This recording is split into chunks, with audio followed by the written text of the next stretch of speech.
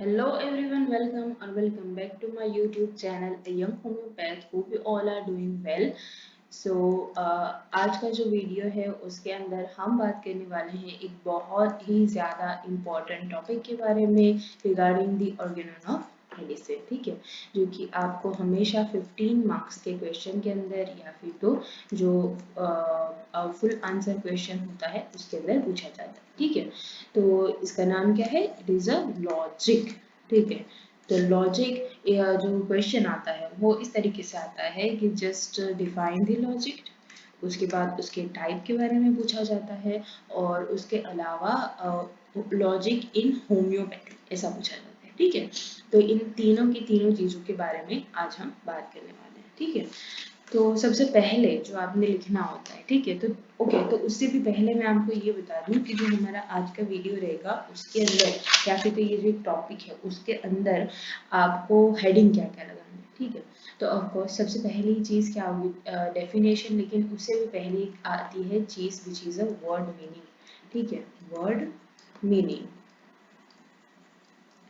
तो word meaning लिखेंगे हम, उसके बाद हम लिखेंगे डेफिनेशन, उसके बाद हम लिखेंगे टाइप्स, उसके बाद हम बताएंगे कि भाई हमारी होम्योपैथी के अंदर क्या लॉजिक है, और उसी के रिगार्डिंग हम देखेंगे कि भाई होम्योपैथिक जो लॉज है हमारे, जो 7 कार्डिनल प्रिंसिपल्स हैं उनके अंदर क्या लॉजिक है, ठीक है। तो उस तरीके से हम एक इन शॉर्ट की हम जस्टिफाई कर पाएंगे कि भाई homeopathy is based on the logic, ठीक है। तो सबसे पहली चीज जो है वो हम देखेंगे इसका वर्ड मीनिंग, ठीक है। तो ये एक ग्रीक वर्ड से ओरिजिनेट होता है, जिसका कि जो एक ग्रीक वर्ड था उसका इटसेल्फ उसको हम इस तरीके से स्पेल कर सकते हैं लॉजिकी, या फिर तो लॉजिका, इस तरीके से समझ सकते हो, ठीक है। तो ये क्या है? It is a noun in the Greek of course, जिसका मतलब आप लोगोस ऐसा समझ सकते हो, ठीक है। नाउन है ये और ये लोगोस की तरीके से आप समझ सकते हो। तो ये लोगोस जो है इसका मतलब क्या होता है, इसका मीनिंग क्या होता है, बिकॉज हम तो यहाँ पर वर्ड का मीनिंग ढूंढ रहे हैं। तो भाई इसका मीनिंग क्या होता है? तो इसका मीनिंग होता है थॉट, थॉट और वर्ड, ठीक है, थॉट या फिर तो वर्ड, और इटसेल्फ यहाँ से हमारा आया है क्या? लॉजिक। तो ऑफकोर्स लॉजिक का मतलब भी क्या होता होगा? थॉट या फिर तो एक वर्ड, ठीक है। तो इसी के साथ साथ अब हम आगे देखेंगे क्या? इसका डेफिनेशन, ठीक है, डेफिनेशन। तो इसका डेफिनेशन जो है बहुत मतलब कि सिंपल सिंपल डेफिनेशन है, छोटी छोटी सी हैं, लेकिन क्या है कि बहुत सारी है, ठीक है। तो उसके अंदर से जो इम्पोर्टेंट वाली थी वो मैंने आपके लिए निकाल कर रखी हुई है, ठीक है। तो पहली है हमारा कि भाई it is science, science of क्या? इसका वर्ड का मीनिंग हमने क्या बोला? थॉट। तो of course a science of thought, right? Science of thought as expressed in language, जैसे कि मैं अभी आपको पढ़ा रही हूँ, ठीक है। तो ये क्या हो गया? जैसे कि मुझे एक थॉट आया कि भाई मुझे एक यूट्यूब चैनल बनाना चाहिए, so it is what? It is a thought. मैंने आगे ये सोचा कि मुझे वहाँ पर होम्योपैथिक पढ़ाना चाहिए, मुझे वहाँ पर ऑर्गेनॉन पढ़ाना चाहिए, इट इज़ अ थॉट। लेकिन उसके बाद उसको एग्जीक्यूट किया मैंने, और यहाँ पर आकर कि मैंने क्या किया, आपको लैंग्वेज के थ्रू, मेरी हिंदी लैंग्वेज के थ्रू मैंने आपको ये चीज़ समझाना शुरू की। तो ये क्या हो गया? It is science of the thought as express, ये एक्सप्रेस करता है इन द लैंग्वेज, ठीक है। ये हो गई हमारी पहली डेफिनेशन। दूसरी डेफिनेशन हम देखेंगे कि a science, again a science of reasoning, ये बहुत पॉपुलर वाली हमारी जो डेफिनेशन है वो रहती है साइंस ऑफ रीजनिंग, ठीक है, विथ सबसाइड सबसाइडल प्रोसेस, ठीक है। तो ये क्या है? It is the science of reasoning. मैंने क्या किया अभी? मैंने जैसे आपको पहली चीज समझाई, ठीक है। तो मैंने एक रीजन दिया कि मैं क्यों तुमको अभी ऑर्गेनॉन पढ़ा रही हूँ, बिकॉज कि मुझे यूट्यूब चैनल शुरू करना था, राइट। ये क्या हो गया, it is a science of reasoning with subsidiary processes. तो मैंने आपको आगे क्या क्या बोला कि भाई ये तो मेरा सिर्फ एक थॉट था, लेकिन उसको एग्जीक्यूट करने के लिए मैंने एक पूरी प्रोसेस लगा दी, ठीक है। तो उसके बाद जाकर ये वीडियो आपके पास पहुंचा है, ठीक है।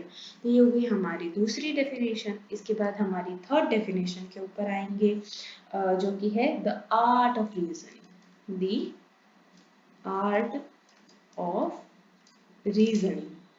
और ये जो डेफिनेशन है वो अगेन बहुत ज़्यादा पॉपुलर है, और अगर आपको वाइवा में पूछा जाता है what do you mean by logic, तो आपने बस ये वाली छोटी सी डेफिनेशन बता देनी है, ठीक है। उसके आगे चलेंगे कि एक फोर्थ डेफिनेशन है जो कि किसने दी थी, थॉमसन ने दी थी, ठीक है, थॉमसन ने दी थी।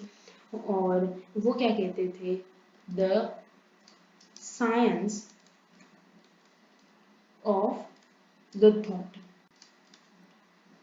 ठीक है। तो इन शॉर्ट अगर तुम ये चारों की चारों डेफिनेशन की तरफ देखते हो तो तुमको दो चीजें मिलेगी, एक है हमारा थॉट, ठीक है, थॉट, दूसरी चीज है हमारे पास रीजनिंग, ठीक है, और तीसरी चीज मिलेगी साइंस और आर्ट, ठीक है। तो इन शॉर्ट अगर तुम देखो कि हाँ भाई लॉजिक क्या है, तो ये कहीं ना कहीं एक साइंस है, ऊपर से ये एक आर्ट भी है, बिकॉज कि जैसे कि हमको कोई चीज़ समझानी होती है, जैसे हम किसी चीज़ को रीज़न देते हैं, ठीक है। तो उस चीज़ को हम आर्टिफिशियली मतलब कि एक आर्ट के तौर पर हम उस चीज़ को प्रेजेंट करते हैं, ठीक है। तो ये चार चीज़ें आपके डेफिनेशन के अंदर होनी चाहिए, ठीक है। तो उसी के साथ साथ मतलब मैंने एक छोटा सा मतलब अपना समझने के लिए चीज़ बनाई थी कि भाई लॉजिक है, ठीक है।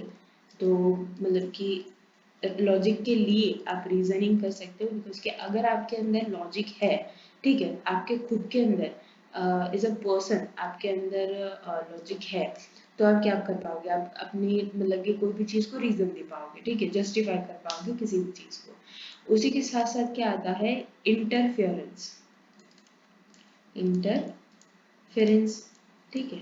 इंटरफेरेंस आएगा आपके रीजन के अंदर किसी भी चीज़ का, तो वो इंटरफेरेंस के बाद जो आपका रीजन, जो आपका लॉजिक है, वो कैसा हो जाएगा, ट्रूथ, ट्रूथ के अंदर कन्वर्ट हो जाएगा। अगर आपका रीजन ठीक है तो क्या हो जाएगा, आपका जो लॉजिक है वो ट्रूथ के अंदर बदल जाएगा, ठीक है। उसके आगे चलेंगे, टाइप्स के बारे में देखेंगे, ठीक है। तो टाइप ऑफ हमारा जो लॉजिक है वो, ठीक है। तो जैसे आप सबको पता है कि भाई most popularly there is a two type, inductive logic, inductive and deductive. Deductive को सबसे पहले देखते हैं, बिकॉज कि इंडक्टिव जो है वो हमने ज़्यादा यूज़ नहीं करते हम, लेकिन डिडक्टिव हम हर जगह पर वर्ड यूज़ करते हैं, डिडक्शन, डिडक्टिव। जैसे कि मोस्ट कॉमनली आपने फिजिक्स के अंदर पढ़ा होगा द डिडक्शन, ठीक है। तो डिडक्टिव लॉजिक क्या होता है, डिडक्शन क्या होता है, किसी भी चीज़ को कम करना, कम करना, ठीक है। तो डिडक्शन, डिडक्टिव लॉजिक मतलब कि आप एक बहुत बड़े वाले लार्ज ग्रुप में से, लार्ज, ठीक है, जैसे कि आपके फ्रेंड्स का बहुत बड़ा सा ग्रुप है, 10-20 लोग हो आप ग्रुप के अंदर, ठीक है। तो उसके अंदर सिर्फ आपको मतलब कि वन पर्सन को या फिर तो कोई भी एक थॉट को निकालना, उसको रीजन देना, उसको क्या है कि लॉजिक उसके ऊपर अप्लाई करना, which is a deductive logic. एक बहुत बड़ी चीज में से एक छोटी चीज निकाल कर उसको रीजन देना, ठीक है। So in this we do opposite what we happen in the consequences of the law। मतलब कि इन शॉर्ट लॉ क्या होता है, जैसे एक सेल है, एक छोटा सेल है, उसके बाद बहुत सारे सेल मिलकर बड़ी सी चीज बनती है। तो जो ये लॉ है उसका हम क्या करते हैं, अपोज करते हैं, ऑपोजिट करते हैं हम इसका, ठीक है। तो मतलब कि जो ये वाला लॉ है ना वो हमारा इंडक्टिव लॉजिक के अंदर अप्लाई होगा, बट अभी हम ध्यान दे रहे हैं डिडक्टिव लॉजिक के ऊपर, ठीक है। The particular conclusion is down from a universal premises। मतलब कि जो हमारा ये एक पर्टिकुलर कंक्लूजन है, ठीक है, वो हमारा यूनिवर्सल प्रीमाइसेस के अंदर फिट होता है, ठीक है, मतलब कि जो हम बोलते हैं कि भाई एक सेल से एक बहुत बड़ी चीज बनी, तो उसी तरीके से हम ये एक चीज भी बोल सकते हैं कि हमारी बॉडी जो है वो सिर्फ और सिर्फ एक सेल से बनी हुई है, राइट। एक सेल से बनी हुई है, हम ये चीज भी बोल सकते हैं, ये भी हमारा एक लॉजिक बनता है, right. And from the general to particular, ठीक है। तो जो मैं आपको कब से समझा रही हूँ, लार्ज ग्रुप से एक पर्सन, बहुत बड़ी चीज से छोटी सी चीज कम करना, तो उसको आपने लिखना किस तरीके से है कि भाई फ्रॉम जनरल टू पर्टिकुलर, ठीक है। तो ये क्या हो गया भाई, जनरल क्या हो गया, एक बहुत बड़ा ग्रुप, आपका आपके फ्रेंड्स का बहुत बड़ा ग्रुप, और उसमें से आप एक पर्टिकुलर पर्सन, ठीक है। तो वो हो गया जनरल टू पर्टिकुलर। अब आगे बढ़ेंगे, देखेंगे हमारा जो इंडक्टिव लॉजिक है वो। तो मैंने आपको क्या बोला कि भाई ये जो जस्ट हमारा डिडक्टिव है उसका अपोजिट है। यहाँ पर क्या है, कम करना, तो यहाँ पर क्या होगा, ज्यादा करना, ज्यादा करना, या फिर तो उसको बढ़ाना, ज्यादा करना, ठीक है। तो this method in the logic is the scientific method that process by the induction, ठीक है। इंडक्टिव के ऊपर से वर्ड आया इंडक्शन, इंडक्शन, ठीक है। तो इंडक्शन का मतलब क्या होता है, by drawing universal conclusion from the particular premises. मतलब कि हमने क्या बोला यहाँ पर कि भाई जो हमारा बॉडी है, ठीक है, मतलब कि ऐसे समझ सकते हो कि भाई हमारा जो सेल है उसमें से बॉडी बनी, तो हमने ये चीज को क्या कर दिया, या फिर तो ये समझ सकते हो कि बॉडी जो है वो सेल से बनी हुई है, ठीक है। हमने क्या कर दिया, ये बॉडी क्या है, इट इज अ यूनिवर्सल, समझ सकते हो यूनिवर्सल प्रीमाइसेस, उसके ऊपर से हमने एक कंक्लूजन निकाला, ठीक है। दूसरी चीज है what happen around us can be felt by the our senses, right. मतलब कि एक छोटा सा एग्जांपल भी लिख सकते हो कि भाई हमारी जो सेंसेस है वो हमारी अराउंड की सारी चीजों को देखती है, समझती है। By the proper reasoning may discover law of nature and now they happens। मतलब क्या है इस चीज का कि भाई हमारी सेंसेस ने हमारे आसपास होने वाली सारी चीज को समझा, फेल्ट किया, ठीक है। Felt it, felt it, then उसके बाद क्या हुआ कि भाई हमारा ब्रेन जो है, ठीक है, उसने इस चीज को प्रॉपर रीजन दिया कि भाई मेरे आसपास ये चीजें क्यों हो रही है, ठीक है, प्रॉपर रीजन दिया। और उसके बाद क्या होगा कि भाई जैसे कि फॉर एग्जांपल कि आपके आसपास अभी आप के आसपास समझ लो कि कोई पानी पूरी वाला है, ठीक है। तो भाई आपके जो सेंस है उसने देखा कि भाई पानी पूरी वाला वहां पर है, दे फेल्ट इट, ब्रेन की तरफ ये सिग्नल गया, और उसने क्या किया कि भाई प्रॉपर तुम्हारे दिमाग को रीजन दिया कि भाई मुझे जाकर पानी पूरी खानी चाहिए, ठीक है। तो ये क्या हो गया कि नाउ एट द एंड क्या हो गया कि भाई कोई भी चीज हो रही है, एनीथिंग इट इज हैपनिंग, ठीक है। एट द एंड लॉजिक हो जाने के बाद क्या होना चाहिए, रीजनिंग हो जाने के बाद क्या होना चाहिए कि कोई भी चीज होनी चाहिए, इट सेल्फ इट इज, मतलब कि हैपनिंग, ठीक है। तो ये हो गया हमारा इंडक्टिव लॉजिक, ठीक है। दूसरी ये चीज होती है मतलब कि आप इस तरीके से लिख सकते हो, जैसे हमने यहाँ पर जनरल टू पर्टिकुलर लिखा, उसी का ऑपोजिट होगा कि ये पर्टिकुलर, पर्टिकुलर टू जनरल, ठीक है। तो आप इसको इस तरीके से लिख सकते हो, इंडक्टिव लॉजिक, इंडक्टिव लॉजिक होगा हमारा यहाँ पर, और यहाँ पर हमारा होगा डिडक्टिव लॉजिक, ठीक है। तो ये जो ऊपर वाली लाइन है वो क्या होगी, यहाँ पर समझ सकते हो कि हमारा ऑब्जर्वेशन है, या फिर तो जनरल लॉ है, और ये क्या है, ये है पर्टिकुलर, पर्टिकुलर, ठीक है। तो ये क्या होगा, ये जाएगा हमारा जनरल टू पर्टिकुलर, मतलब कि ओके। तो ये क्या हो गया हमारा जनरल टू पर्टिकुलर, और जो डिडक्टिव लॉजिक है वो क्या हो गया हमारा जनरल टू पर्टिकुलर, ठीक है। तो अब हम देखेंगे आगे कि भाई जो हमारा लॉजिक है इन होम्योपैथी क्या होता है, जो कि आपका मेन फोकस होना चाहिए। Okay, so there is a logic in homoeopathy. तो उसके लिए हमारे पास कुछ पॉइंट्स हमने बना कर रखे हुए हैं कि भाई हम कैसे इस चीज़ को जस्टिफाई करेंगे कि होम्योपैथी के अंदर लॉजिक है, या फिर तो होम्योपैथी जो है हमारा वो लॉजिक के ऊपर बेस्ड है, ठीक है। तो उसके लिए हमारे पास कुछ ऑब्जर्वेशंस हैं। तो जैसे कि पहली चीज़ क्या है, एग्जैक्ट ऑब्जर्वेशन, एग्जैक्ट ऑब्जर्वेशन। दूसरा हेडिंग आएगा correct interpretation, correct interpretation. Lastly आएगा रेशनल एक्सप्लेनेशन।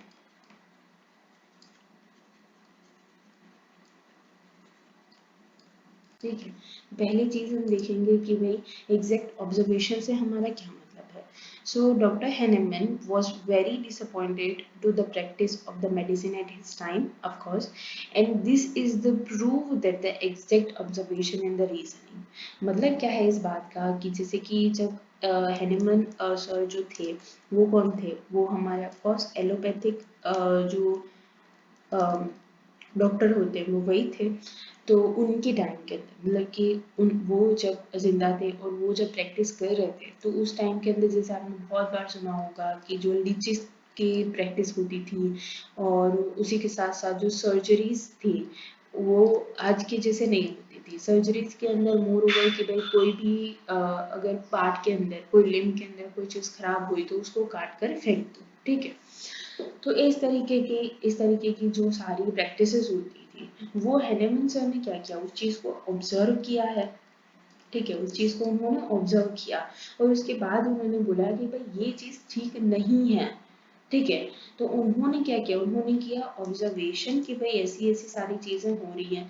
उसके बाद उनके ब्रेन ने इस चीज़ को रीज़न दिया। किस चीज़ को रीज़न दिया कि भाई फॉर्मेशन ऑफ न्यूपैथी, जो क्या है, होम्योपैथी है, ठीक है। तो उन्होंने इन शॉर्ट क्या किया कि एग्जैक्ट उन्होंने ऑब्जर्वेशन किया, बिकॉज कि ऑफ कोर्स जैसे कि हमारे आसपास अभी बहुत सारी चीज़ें चल रही हैं, उसी तरीके से उनके भी आसपास बहुत सारी चीज़ें चल रही होंगी। बट उन्होंने क्या किया, उन्होंने उनका एग्जैक्ट ऑब्जर्वेशन रखा इस चीज़ के ऊपर कि भाई उनका जो पैथी है वो ठीक से काम नहीं कर रहा है, और उन्होंने इस चीज़ को रीज़न दिया कि मैं क्यों एक दूसरी पैथी को फॉर्म करूं, ठीक है।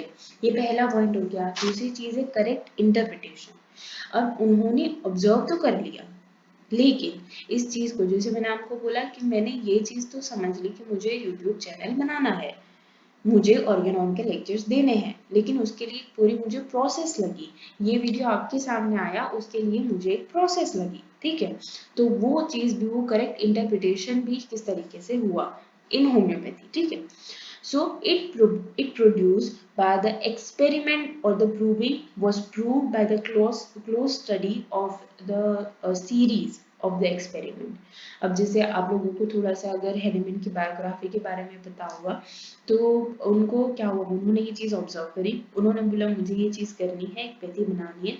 तो उसलिए उन्होंने क्या किया, उन्होंने अपने आप के ऊपर जो हमारा सिंकोना बाग था, सिंकोना बाग जो था, उसको उन्होंने क्या किया, अपने आप के ऊपर ही क्या किया, एक्सपेरिमेंट दिया, राइट।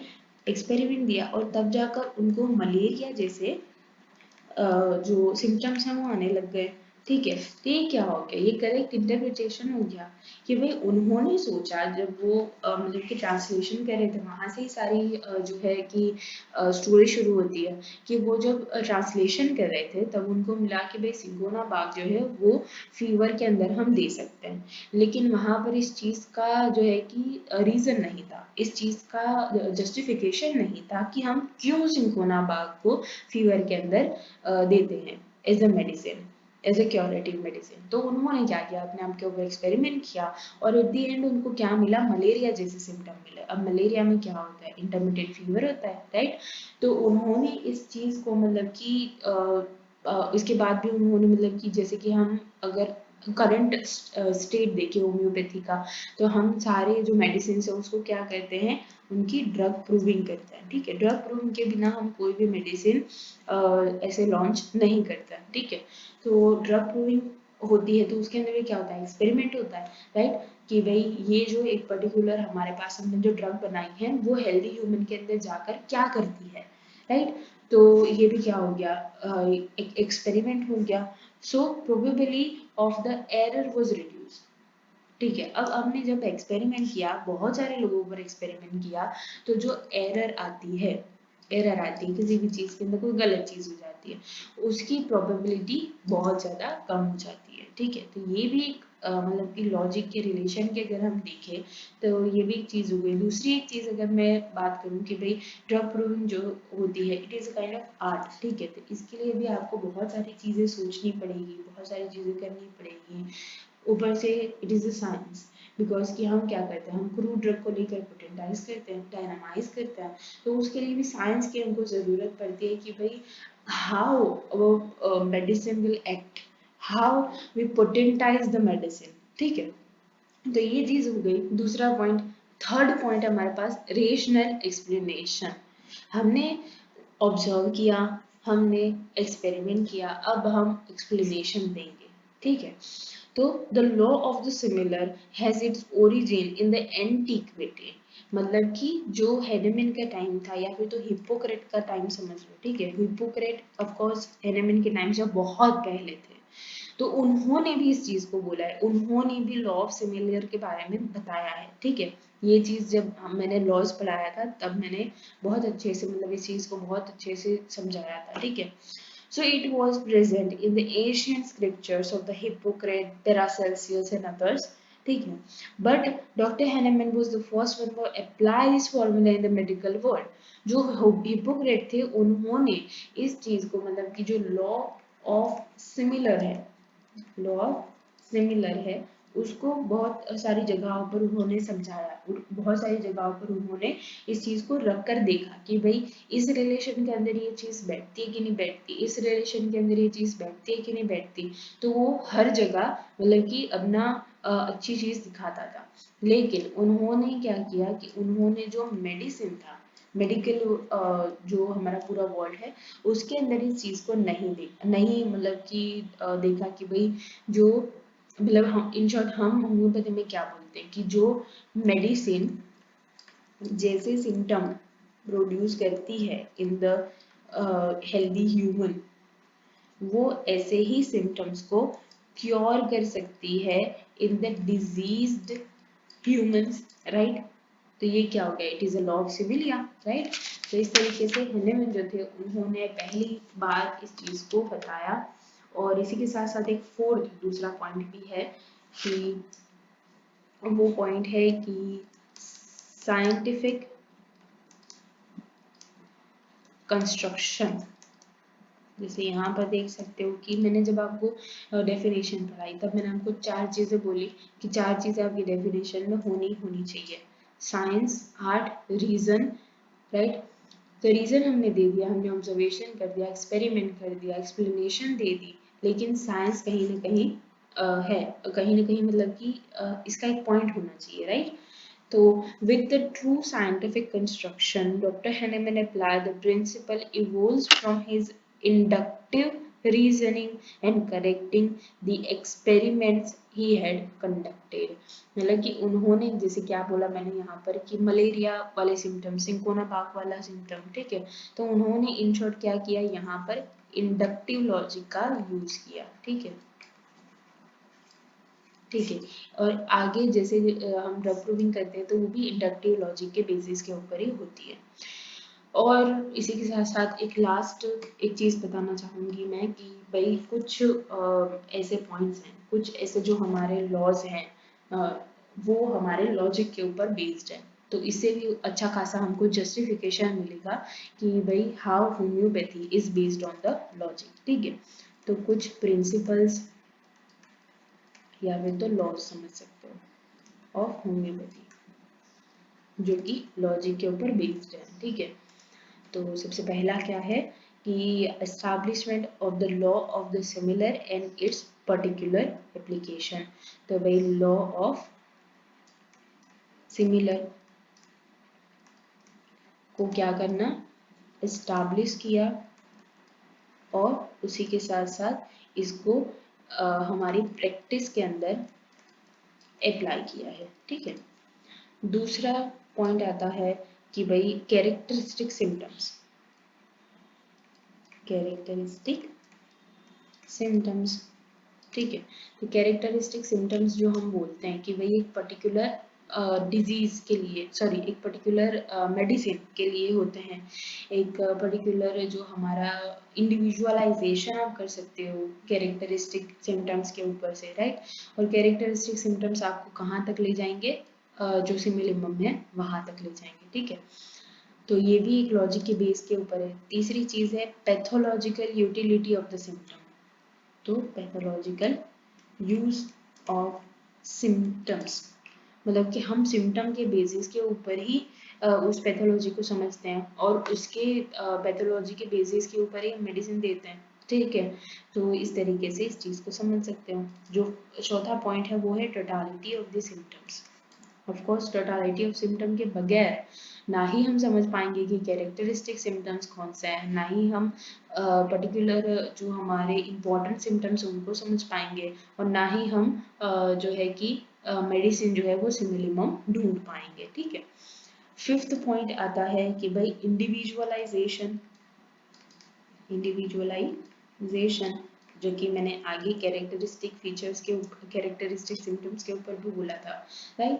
तो भाई होम्योपैथी के अंदर जैसे हम बोलते हैं कि no two medicine are alike, no two diseases are alike, no two patients are alike. ठीक है, तो उसी के लिए हमने क्या किया, इंडिविजुअलाइजेशन दिया, और ये भी हमारे लॉजिक के ऊपर खरा उतरता है।